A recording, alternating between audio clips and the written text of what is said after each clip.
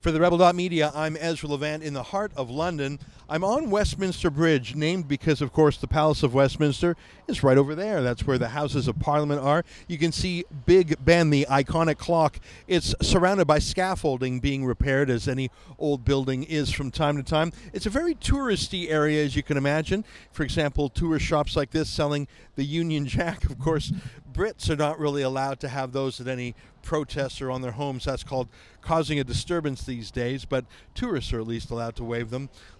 You can see the tourists are packed.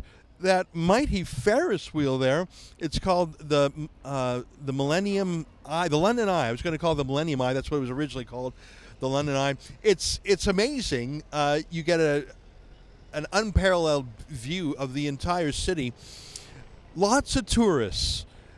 And it was on this exact spot on March 22nd, 2017, that a convert to Islam who took the name Khalid Masood, he took that name in prison, he got in his rented 4x4 and came up the road, floored it, more than 100 kilometers an hour, more than 70 miles an hour, hopped onto the sidewalk, and you see how busy this pedestrian sidewalk is on Westminster Bridge.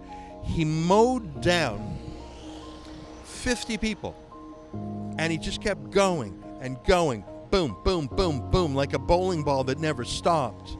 He killed 4 of those 50 people on the bridge. Then he hopped out on the other side, stabbed a police officer who was unarmed, and then was finally, only then, shot himself. It was a horrific terrorist attack, and as you can see, in Britain, they brought these things.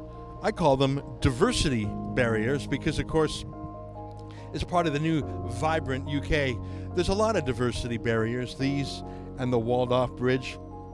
I don't know, are they hideous? Well, they're not particularly pretty, but as Sadiq Khan says, it's all part and parcel of living in a major city. Here, let's go further down the bridge.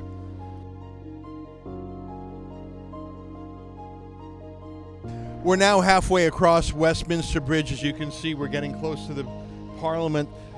It's crowded on the streets. It must have been even more crowded on that day because almost 49 people were wounded, and there were mainly tourists. People from 11 different countries were wounded.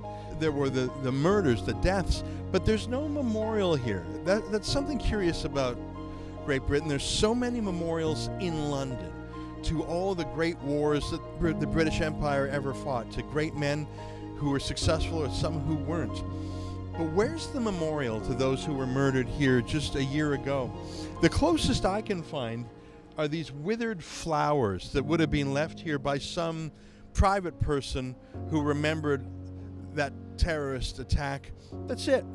That's it. There's not even a plaque. I suppose there is a permanent monument, though.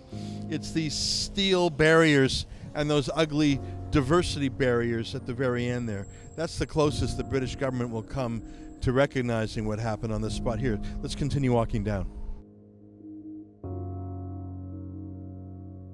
So Khalid Masood took his 4x4, raced across the bridge, mowing down dozens of pedestrians, most of them tourists. He crashed his vehicle against the fence, got out, and ran around. This whole thing took less than 2 minutes from the beginning of the attack to the end. He came around and he found the carriage gates open as they are now, and he ran in. You'll see there's a sign saying trespass is against the criminal law, citing chapter and verse.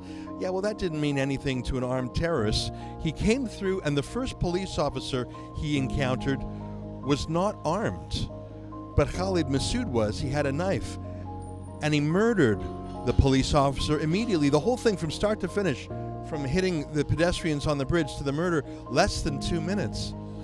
Another security guard, the personal bodyguard of the Secretary of Defense, saw the murder, and he was armed, and he put down Khalid Masood. I think it's ironic to me that the police officer guarding Parliament himself was not armed.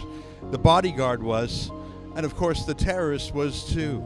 From start to finish, a minute and a half, 6 dead, including the terrorists, 49 injured, and not a single marker anywhere of this horrific attack other than the diversity barriers.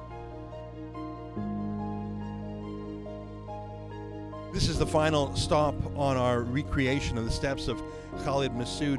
He met his demise behind this metal gate when he was finally neutralized by the first armed officer who encountered him.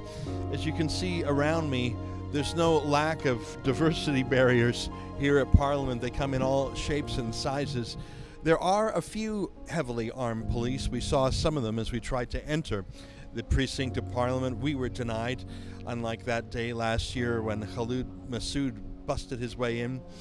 But I still think official Britain is kidding itself. It's living in a sentimental bygone era where unarmed British bobbies could patrol the streets merely with the force of their moral persuasion and the respect that they commanded from the citizens. That era is gone, and a new enemy is on the streets of Britain.